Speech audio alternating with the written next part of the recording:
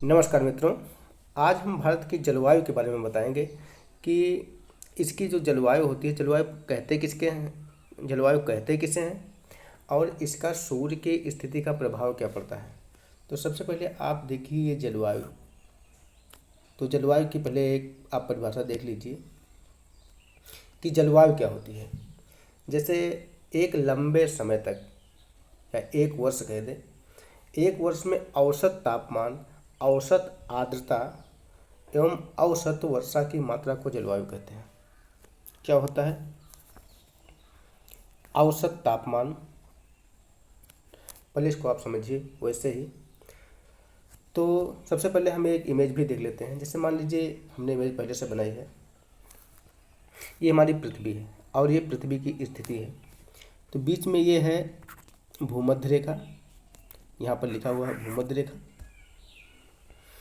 और इसके उत्तर में है कर्क रेखा जो 23.5 डिग्री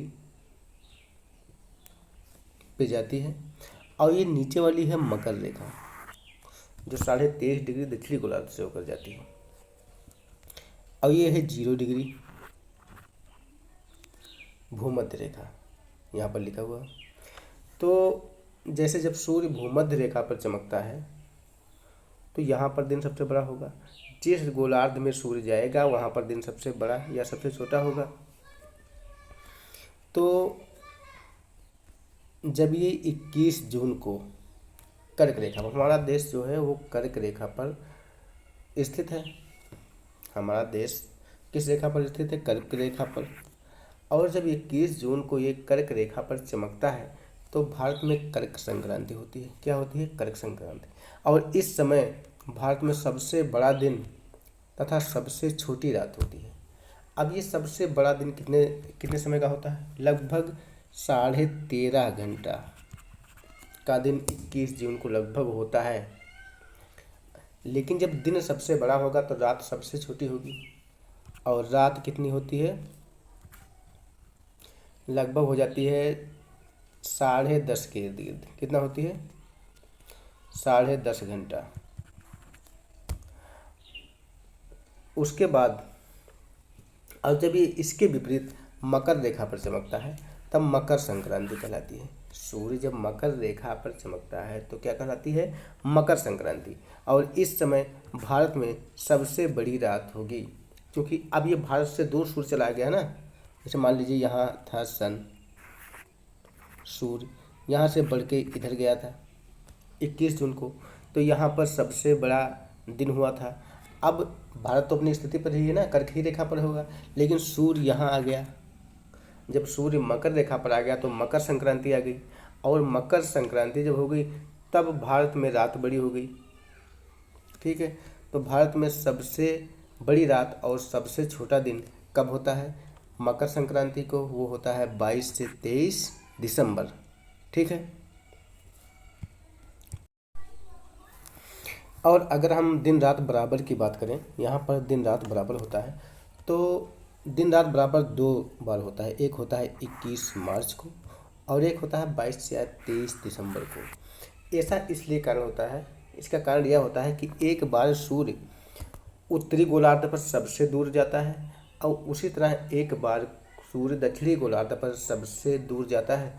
जब उत्तरी गोलार्ध पर सूर्य सबसे दूर जाता है तो गर्मी वाला दिन रात लगभग शुरू होने पर 21 मार्च को दिन रात बराबर होता है, और जब दक्षिणी गोलार्ध में सबसे दूर जाता है तो लगभग 22 या 23 दिसंबर को दिन रात बराबर होता है। ये चीज़ हमने समझ लिया। अब चलिए इसके आगे देखते हैं कि हमारी पृथ्वी जो है, जैसे मान लीजिए ये सूर्य हो गया। जैसे ऋतुओं के परिवर्तन का कारण क्या है? ऋतुएं क्यों परिवर्तन होती है?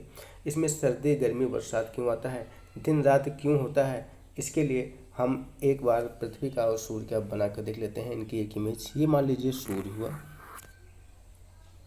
क्या हो गया? सूर्य। और ये हमारी हो गई पृथ्वी। पृथ्वी अपने अक्ष पर लगभग 23.5 डिग्री झुकी हुई है।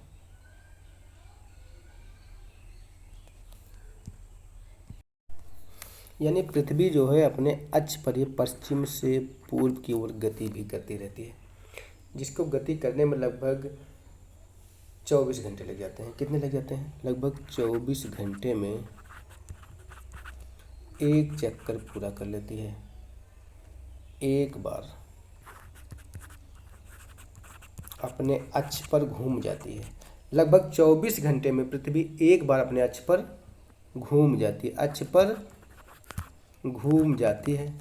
और जो इसकी गति होती है सूर्य की परिक्रमा करने में, ये एंटी क्लॉकवाइज, ये भी याद रखना, एंटी क्लॉक वाइज लगभग सूर्य की परिक्रमा भी करती रहती है, जिसको परिक्रमा करने में, एक बार सूर्य की परिक्रमा करने में इसे 365 से 1/4 दिन लगते हैं। यानी 365 दिन और 6 घंटे लगते हैं। तो जो पृथ्वी होती है इसे अपने अक्ष पर घूमने के कारण इसमें दिन रात होते हैं, जो कि सूर्य जो भाग होगा, जैसे मान लीजिए हमारा भारत जहाँ कहीं भी, तो एक बार वो सूर्य के सामने होगा, लेकिन जब ये अपने ही अक्ष पे घूम रही है तो घूमने के कारण जब ये राउंड कर रही है तो एक बार ये सूर्य के विपरीत दिशा में चला जाएगा, और जब ये विपरीत दिशा में होगा तो रात आ जाएगी, और जब सूर्य की तरफ होगा तो दिन होगा। यानी 24 घंटे में एक बार दिन होगा, एक बार रात होगी। लेकिन ये अपने अक्ष पर घूमते हुए ही सूर्य की परिक्रमा करती है, जिसमें कितने दिन लगता है? 365 से 1/4 दिन में। तो सूर्य की तरफ घूमते हुए दिन रात होगा, लेकिन सूर्य से दूरी बढ़ने के साथ ही साथ इसमें ऋतु परिवर्तन होता है, क्योंकि जैसे सूर्य से दूरी बढ़ जाएगी वैसे इसके टेम्परेचर में भी अंतर बढ़ता जाएगा, और इसके तापमान के अंतर के कारण वहाँ पर वर्षा, सर्दी, ग्रीष्म, बसंत, ये सभी ऋतुएं आती जाएंगी। और ये हमारी पृथ्वी जो है, ये जब सूर्य का चक्कर लगाती है तो इसकी एक गति होती है, वो गति है 1670 किलोमीटर प्रति घंटे। ये 1670 किलोमीटर प्रति घंटे की स्पीड से ये सूर्य की गति करती है। अब अगर आप चाहें तो 24 कितने घंटे में, तो जितना घंटा लगता है उससे गुणा करके आप निकाल सकते हैं कि कितना दूरी है। खैर वो किसी काम का नहीं है। और अगर हम विषुवत रेखा की बात करें तो पूरे विषुवत रेखा पर दिन और रातें समान होती हैं, क्योंकि विषुवत रेखा का सूर्य के सापेक्ष कोणीय झुकाव जो होता है वो शून्य होता है। विषुवत रेखा पर जो सूर्य के सापेक्ष कोणीय झुकाव होता है वो क्या होता है? शून्य होता है। इसलिए वहाँ पर दिन और रात क्या होती हैं? पूरे विषुवत रेखा पर दिन रात बराबर होती है। ठीक है, अब हमने पृथ्वी की गति देख लिया, ऋतु परिवर्तन का कारण देख लिया। अब ऋतुएं कब कब आती हैं ये भी हम देखते हैं। तो आप लोगों ने घूर्णन देख लिया कि पृथ्वी का घूर्णन जो अपने धुरी पर घूमती है ये कितने स्पीड होती है इसकी? 1670 किलोमीटर प्रति आवर्स की गति से ये अपने अक्ष पर घूमती है। और अगर इसके चक्कर लगाने की गति देखें तो चक्कर लगाने की जो गति होती है सूर्य के चारों ओर लगभग कितना, इसको लिख लीजिए, इसको भी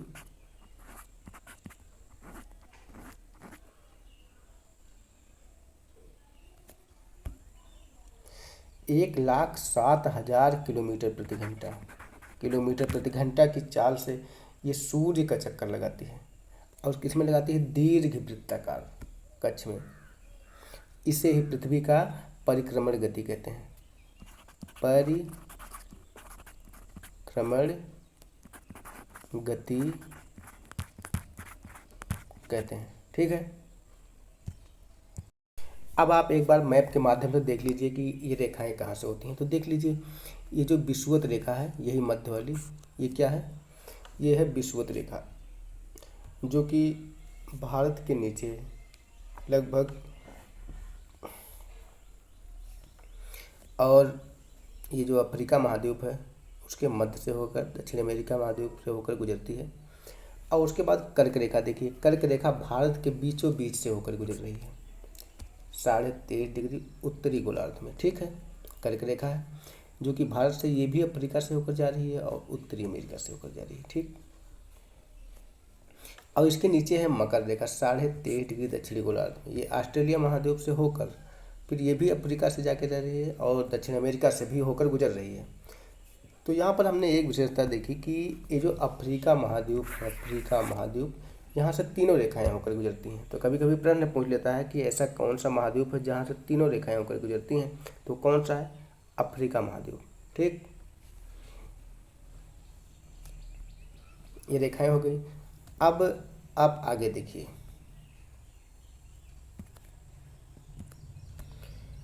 ऋतुओं को लिख लीजिए कि कब कब कौन कौन सी ऋतुएं आती हैं।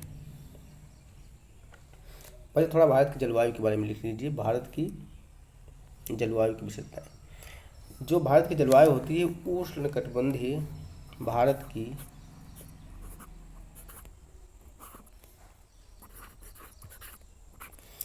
जलवायु उष्ण कटिबंधीय मानसूनी प्रकार की है, मानसूनी प्रकार की है, प्रकार की है।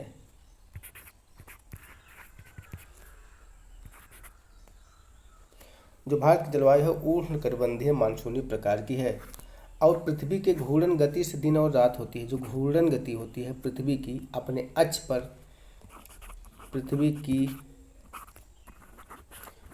घूर्णन गति के कारण, घूर्णन गति के कारण दिन रात होती है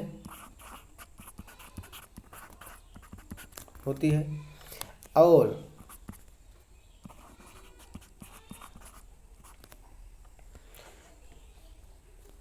पृथ्वी का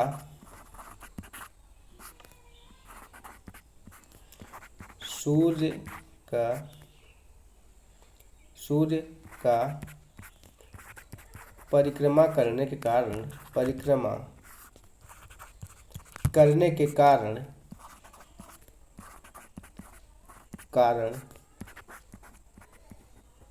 ऋतुएं परिवर्तित होती हैं।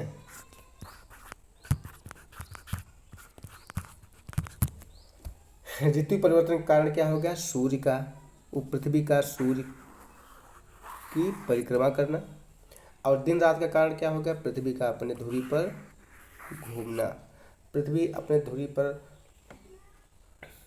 घूमती है, इससे दिन रात होता है और पृथ्वी सूर्य की परिक्रमा करती है, इससे ऋतु में परिवर्तन होता है। इस पेज में लिखिए, भारत में 4 प्रकार की ऋतुएं पाई जाती हैं।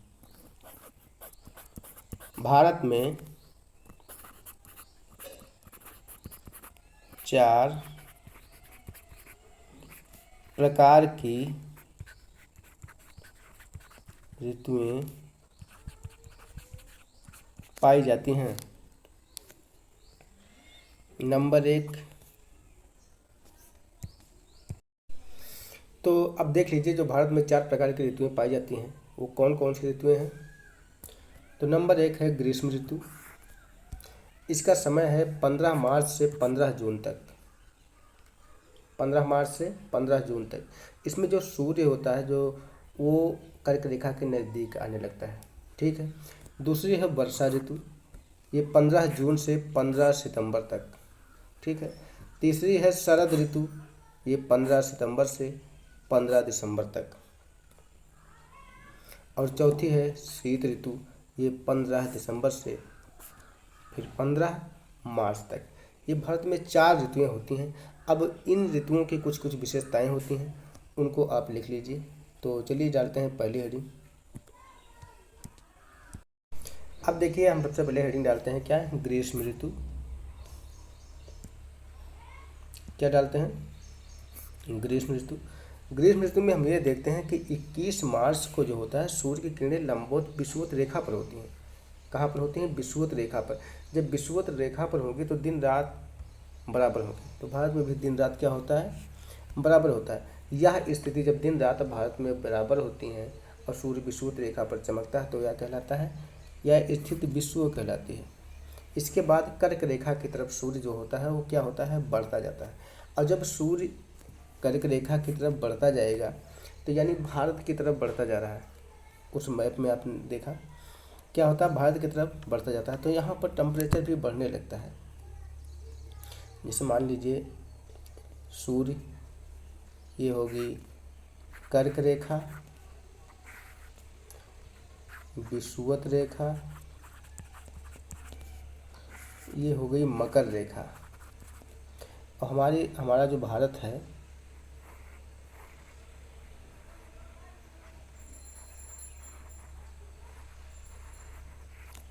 लगभग इसी टाइप में ही पड़ा है। तो यहाँ से सूर्य जो होगा, अगर ये कर्क रेखा की तरफ बढ़ता जाएगा तो टेम्परेचर भी यहाँ पर क्या होगा, वो बढ़ता जाएगा। यहाँ की जो हवाएं होंगी, यहाँ की जो पवनें होंगी, पवनें वो गर्म होना प्रारंभ हो जाएंगी, गर्म होना प्रारंभ हो जाएंगी। और जब गर्म होना प्रारंभ हो जाएंगी तो यहाँ की पवनें जो होंगी वो हल्की हो जाएगी, ऊपर की तरफ उठने लगेगी। जब ऊपर की तरफ यहाँ की पवनें उठने लगेंगी, यहाँ की हवाएं जो होंगी वो ऊपर की तरफ उठने लगेंगी, यानी निम्न वायुदाब बनने लगेगा। तो इस स्थान को भरने के लिए जो हवाएं होंगी, ठंडी हवाएं होंगी, वो इधर आएंगी। यानी हवाएं जो होंगी, पवनों का यहाँ गर्म पवनों का चलना प्रारंभ हो जाता है, जिसे क्या कहते हैं, लू कहते हैं। ये जो गर्म पवनें होंगी ये क्या कहलाएगी, लू कहलाएगी। इसे पश्चिम बंगाल में बैसाखी कहते हैं। जो पश्चिम बंगाल का क्षेत्र होता है, इस क्षेत्र में जो गर्म पवनें चलती हैं, गर्म पवनें चलती हैं, उन्हें क्या कहते हैं, लू कहते हैं। उसे क्या कहते हैं,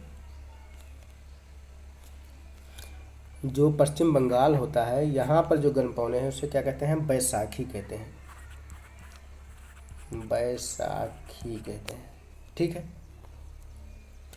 और यहाँ पर ये जो लगभग उच्च तापमान की, ज़्यादा तापमान की जो स्थिति बनी होती है, ये मई माह तक उच्च तापमान की स्थिति एकदम बरकरार रहती है। और जो राजस्थान का ये जैसलमेर क्षेत्र है, लगभग राजस्थान का जैसलमेर, यहाँ पर सर्वाधिक तापमान लगभग 50 डिग्री सेल्सियस रिकॉर्ड किया गया है। ठीक है।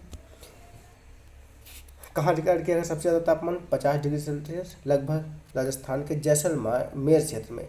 और एशिया का सर्वाधिक तापमान पाकिस्तान के जैकोबाबाद में, एक यहाँ से जो पाकिस्तान प्रारंभ होता है,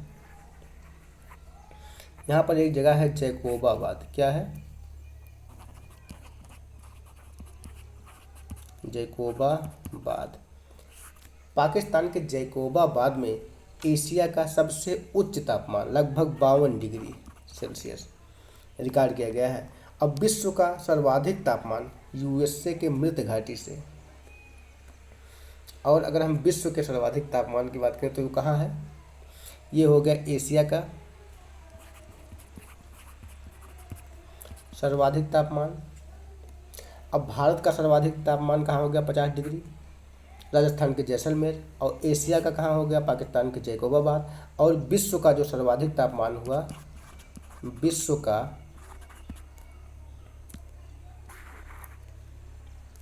का सबसे ज़्यादा तापमान कहाँ रिकॉर्ड किया गया है, यूएसए के मृत घाटी में, मृत घाटी में। ये तीनों पॉइंट आप लोगों को याद रखना है कि भारत का कहाँ, राजस्थान के जैसलमेर 50 डिग्री सेल्सियस। और एशिया में सर्वाधिक कहाँ, 52 डिग्री सेल्सियस, पाकिस्तान के जैकोबाबाद में। और पूरे विश्व में सर्वाधिक तापमान यूएसए के मृत घाटी में, लगभग ये है 58.7 डिग्री सेल्सियस रिकॉर्ड किया गया है। इसके बाद चलिए हम देखते हैं कि वायु दाब का क्या प्रभाव पड़ता है। जैसे जब टेम्परेचर यहाँ पर बढ़ेगा तो हवाएं ऊपर उठेंगी, यानी निम्न वायुदाब क्षेत्र उत्पन्न होता है। तो निम्न वायुदाब जहाँ होता है वहाँ से उच्च वायुदाब बनाने के लिए हवाएं आती हैं। अब वायुदाब का मापन किससे किया जाता है, बैरोमीटर से। वायुदाबी यंत्र क्या है, बैरोमीटर। तो वायुदाबी वायु दाब मापी यंत्र क्या है? वायु दाब मापी यंत्र बैरोमीटर। क्या है? बैरोमीटर। ये 76 मीटर तक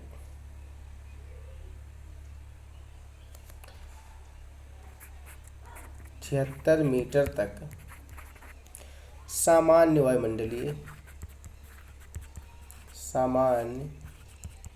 वायुमंडलीय दाब को प्रदर्शित करता है और इसमें ऊंचाई का धीरे धीरे गिरना, जैसे जो सामान्य है उससे अगर ऊंचाई का धीरे धीरे गिरना वर्षा का संकेत करता है। वर्षा का संकेत करता है तथा धीरे धीरे गिरना, और अगर एकाएक गिर जाए, जो मंडलीय दाब का जो मीटर है वहाँ से अगर ये एकाएक गिरता है तो ये तूफान का संकेत होता है। तूफान का संकेत, वायुमंडलीय दाब का एकाएक गिरना तूफान का संकेत और धीरे धीरे गिरना वर्षा का संकेत करता है। तथा अगर जो 76 मीटर है सामान्य वायुदाब, तो इससे अगर ये ऊपर उठना प्रारंभ होता है अब ऊपर, तो स्वच्छ आकाश और मौसम का संकेत करता है। अगर ऊपर उठता है तो ये स्वच्छ आकाश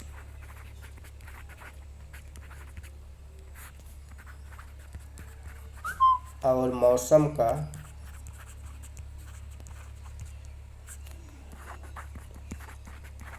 संकेत करता है।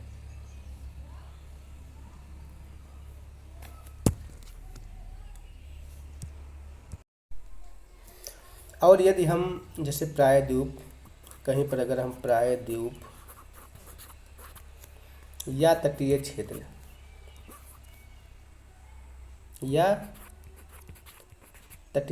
की बात करें तो यहाँ पर दो स्थिति बनती है। जैसे दिन में समुद्री समीर जो तट वाला क्षेत्र होगा, जैसे तमिलनाडु, महाराष्ट्र, ये जो कर्नाटक, ये जो किनारे वाले क्षेत्र हैं, जैसे, और रात्रि में स्थल समीर चलती है। स्थल समीर चलती है जिससे यहाँ पर मौसम लगभग समान बना रहता है। जिससे प्रायद्वीपीय या तटीय क्षेत्रों में मौसम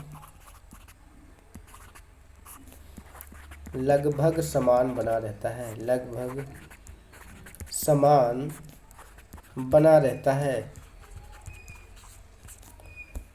मौसम समान बना रहता है। देखिए, हम वर्षा ऋतु में जब आते हैं तो सबसे पहले ये बताते हैं कि 21 जून को सूर्य जो होता है वो कर्क रेखा पर चमकता है। कर्क रेखा पर इसकी जो किरणें होती हैं वो लंबवत पड़ना प्रारंभ हो जाती हैं और भारत में सबसे बड़ा दिन तथा सबसे छोटी रात्रि होती है। और मई माह के अंत तक भारत, पाकिस्तान, ईरान, तिब्बत के पठार एवं म्यांमार क्षेत्र में, म्यांमार का जो क्षेत्र होता है इसमें लिख लीजिए म्यांमार तक, म्यांमार के क्षेत्र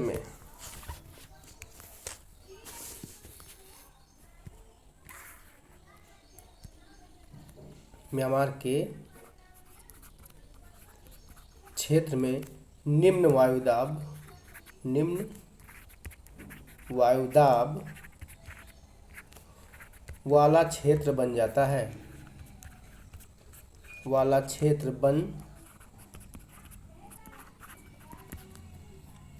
है, जिससे जिससे जो मानसूनी पवनें होती हैं, मानसूनी पवनें विषुवत रेखा को पार करके, विषुवत रेखा को पार करके, रेखा को पार करके भारत की तरफ आ जाती हैं, भारत की ओर आ जाती हैं या बढ़ने लगती हैं। अब जब यहाँ पर आ जाए तो ये अपने साथ जलवाष्प भी लेके आती हैं। ये मानसूनी पवनें होती हैं और ये 1 जून तक कन्याकुमारी पहुंचकर पूर्वी एवं पश्चिमी घाट पहाड़ी से टकराकर 1 जून तक कन्याकुमारी पहुंच जाती हैं। 1 जून तक कहाँ पहुंच जाती हैं? कन्याकुमारी। एवं पूर्वी एवं पश्चिमी घाट पहाड़ी के कारण ये पूर्वी घाट एवं पश्चिमी घाट पहाड़ी से टकराकर ये 2 भागों में बट जाती हैं। कितने भागों में? 2 भागों में बट जाती हैं। एक भाग जो होता है वो अरब सागर मानसूनी शाखा, एक भाग जो होता है अरब सागर मानसूनी शाखा, और दूसरा भाग जो होता है वो बंगाल की खाड़ी, बंगाल की खाड़ी मानसूनी शाखा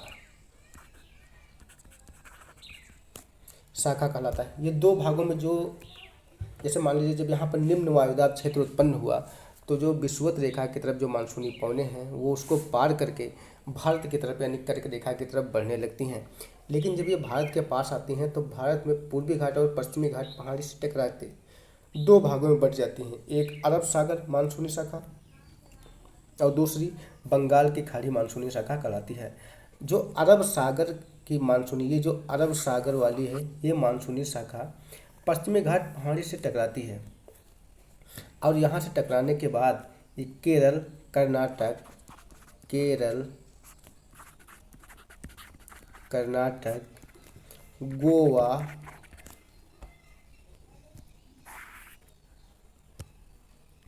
गोवा, महाराष्ट्र एवं जुलाई तक दिल्ली पहुंच जाती हैं। जुलाई तक दिल्ली पहुंच जाती है,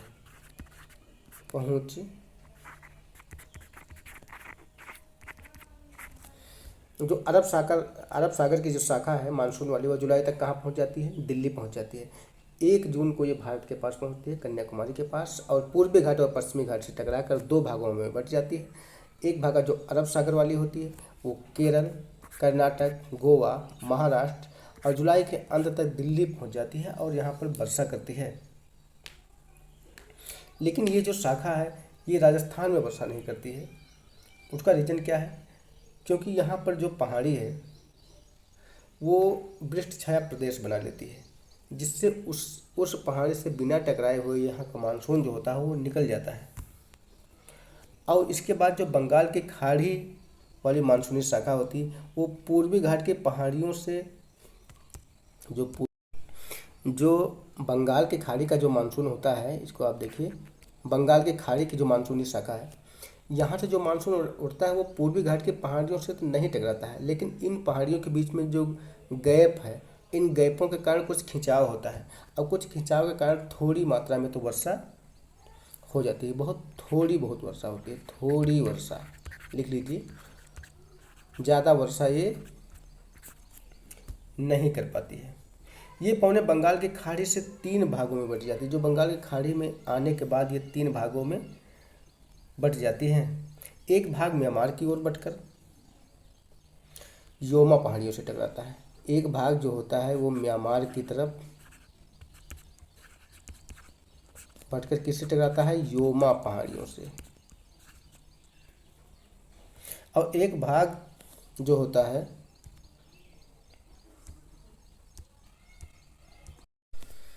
तथा जो दूसरा भाग होता है वो बांग्लादेश में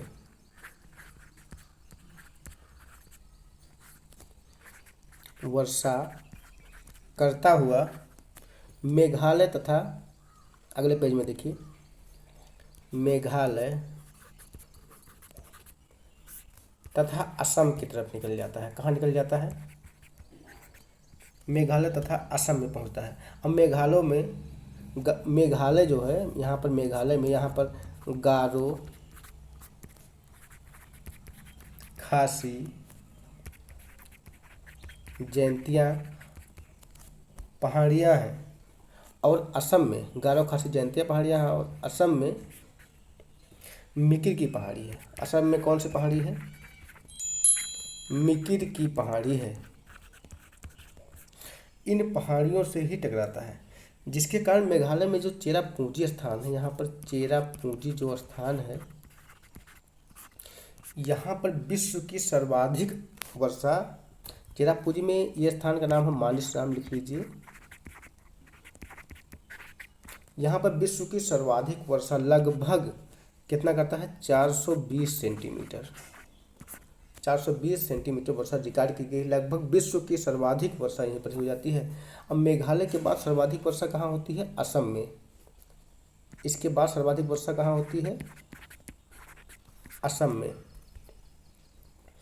अब मानसूनी पवनों का तीसरा जो भाग होता है, अगले पेज में देखिए, शिवालिक पहाड़ियों के सहारे 15 जून को उत्तर प्रदेश एवं 1 जुलाई को दिल्ली पहुंच जाता है। जो तीसरा भाग,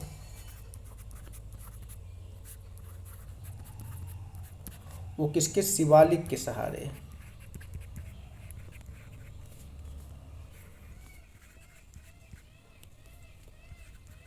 शिवालिक के सहारे 15 जून को उत्तर प्रदेश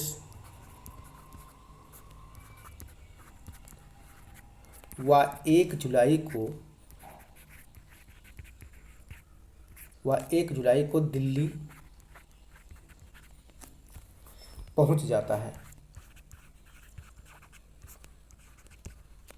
जो तीसरा मानसूनी, जो बंगाल की खाड़ी का जो मानसून होता है, उसका तीसरा भाग जो होता है वो 3 भागों में बढ़ता है। जो तीसरा भाग होता है वो शिवालिक पहाड़ियों के सहारे 15 जून को उत्तर प्रदेश व 1 जुलाई को दिल्ली पहुंच जाता है।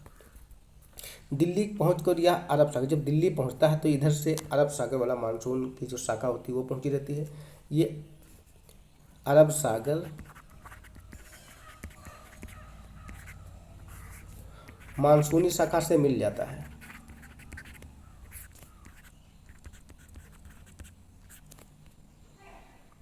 मानसूनी शाखा से मिल जाता है। अब दोनों, जैसे बंगाल की खाड़ी का जो मानसून हुआ और अरब का सागर का जो मानसून हुआ, दोनों मिल गए। अब दोनों मिलकर पूरे भारत में वर्षा करते हैं। अब दोनों मिलकर पूरे भारत में वर्षा करते हैं। पूरे भारत में, संपूर्ण भारत में वर्षा करते हैं। और संपूर्ण भारत में जो वर्षा होती है इसे दक्षिणी पश्चिमी मानसूनी वर्षा कहते हैं। क्या कहते हैं? दक्षिण पश्चिमी मानसूनी वर्षा कहते हैं। मानसूनी वर्षा कहते हैं। ये बात समझ में आ गई कि जो पश्चिम बंगाल वाला मानसून है ये वहाँ से जाकर, जैसे पूर्वी घाट पहाड़ी से तो नहीं टकराता है, लेकिन इसके बीच में जो गैप होते हैं उससे ये मानसून कुछ अट्रैक्ट हो जाता है और थोड़ा बहुत वर्षा कर देता है। उसके बाद ये पहुँच जाता है असम, मेघालय, बांग्लादेश, इनमें वर्षा करता हुआ, जैसे इन क्षेत्रों में वर्षा करता हुआ ये 15 तारीख तक, लगभग 1 जुलाई तक वो दिल्ली पहुंच जाता है और 15 जून तक उत्तर प्रदेश में पहुँच कर 1 जुलाई तक दिल्ली पहुंच जाता है। और दिल्ली में पहुंच कर ये अरब सागर वाली मानसूनी शाखा जो होती है उससे मिल जाता है। और ये दोनों मानसूनी शाखाएं मिलकर लगभग संपूर्ण भारत में काफ़ी वर्षा करती हैं, जिसे दक्षिण पश्चिमी मानसूनी वर्षा कहते हैं। और इस दक्षिण पश्चिमी मानसूनी वर्षा से पूरे भारत में लगभग, भारत में लगभग 118 सेंटीमीटर वर्षा रिकॉर्ड की गई है। वर्षा रिकॉर्ड की गई है। जो दक्षिण पश्चिमी मानसून होता है, यानी बंगाल की खाड़ी का मानसून है और अरब सागर का मानसून, दोनों मिलकर जब पूरे भारत में वर्षा करती हैं तो ये वर्षा कितना रिकॉर्ड की गई है? 118 सेंटीमीटर। देखिए, अब हम फिर इसके आगे देखते हैं शरद ऋतु। और शरद ऋतु में ये होता है कि 21 जून से लगभग 22-23 दिसंबर तक, यहाँ पर देख लीजिए आप लोग, क्या है, 22-23 दिसंबर को सूर्य की किरणें पुनः जो होता है लंबवत विषुवत रेखा पर पड़ने लगती हैं। अब जब विषुवत रेखा पर सूर्य की किरणें पड़ने लगेंगी तो जो हिंद महासागर होगा, यहाँ पर निम्न वायुदाब उत्पन्न हो जाता है। क्या उत्पन्न हो जाता है? निम्न वायुदाब क्षेत्र उत्पन्न हो जाता है। और जब निम्न वायुदाब क्षेत्र यहाँ पर उत्पन्न हो जाता है तो यहाँ हवाएं हल्की हो जाती हैं, ऊपर उठने लगती हैं, और जो भारत में मानसूनी हवाएं हैं वो फिर विषुवत रेखा की तरफ बढ़ने लगती हैं। किस तरफ बढ़ने लगती हैं? विषुवत रेखा की तरफ। और बढ़ती ये मानसूनी हवाएं फिर उसी रास्ते से आती हैं, यानी अरब सागर वाली पश्चिमी घाट पहाड़ी से और पूर्वी घाट पहाड़ी से। तो पश्चिमी घाट वाली पहाड़ी पे तो वर्षा नहीं होता है, लेकिन पूर्वी घाट पहाड़ी पर जो इसका जो तटीय क्षेत्र लगभग कोरोमंडल तट पर शरद ऋतु में वर्षा होती है। यानी तमिलनाडु में लगभग शरद ऋतु में वर्षा होती है। लौटते हुए मानसून से ये प्रश्न पूछा जाता है कि लौटते हुए मानसून से वर्षा कहाँ होती है? तो इसको आप लोगों को याद करना है, कोरोमंडल तट, यानी तमिलनाडु वाले क्षेत्र में या तटीय क्षेत्रों में, पूर्वी घाट के तटीय क्षेत्रों में वर्षा होती है। इसमें तमिलनाडु वाला क्षेत्र विशेष तौर पे जाना जाता है। ठीक है। और जो पश्चिम तटीय क्षेत्र में, यहाँ पर भी थोड़ा बहुत वर्षा अक्टूबर से दिसंबर तक हो जाती है। इसके बाद आते हैं शीत ऋतु पर। और शीत ऋतु में ऐसा होता है कि 22 या 23 दिसंबर तक सूर्य जो होता है वो मकर रेखा पर पहुंच जाता है। इसकी किरणें मकर रेखा पर लंबवत पड़ने लगती हैं, यानी अब भारत से काफ़ी दूर हो गया, भारत में मौसम एकदम ठंडा हो गया और मकर रेखा की तरफ सूर्य चमकने लगता है। तो मकर रेखा पर जब सूर्य चमकता है तो इसे मकर संक्रांति कहते हैं। तो इस समय भारत में जो होता है वो सबसे बड़ी रात होती है। इस समय भारत में मकर संक्रांति के समय 22-23 दिसंबर को भारत में सबसे बड़ी रात तथा सबसे छोटा दिन होता है। सबसे छोटा दिन होता है। अब इस पेज में देख लेते हैं। तो भारत में लगभग 47 डिग्री के कोण के झुकाव पर किरणें प्रवेश करती हैं। जब मकर रेखा पर सूर्य चमकता है तो भारत में जो किरणें प्रवेश करती हैं, लगभग भारत में किरणें लगभग 47 डिग्री कोण के झुकाव से आती हैं, जिससे यहाँ पर मौसम एकदम निम्न टेम्परेचर बना होता है, मौसम काफ़ी ठंडा होता है। और अगर हम भारत में निम्नतम तापमान की बात करें तो जम्मू कश्मीर के कारगिल स्थित द्रास क्षेत्र में, एक क्षेत्र है द्रास, जम्मू कश्मीर के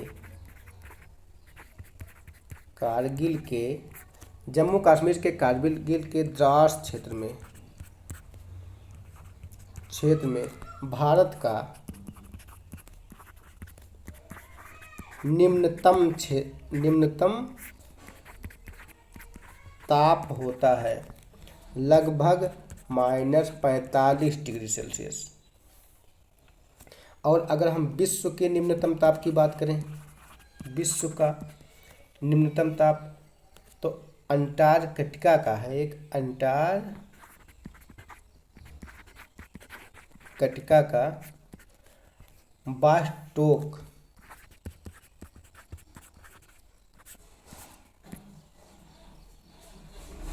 क्षेत्र, जहाँ पर लगभग -89 डिग्री सेल्सियस रिकॉर्ड किया गया है। और वर्तमान में अंटार्कटिका का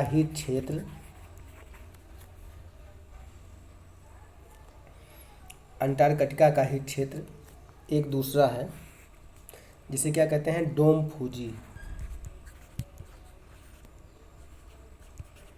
फूजी। यहाँ पर -93 डिग्री सेल्सियस रिकॉर्ड किया गया है।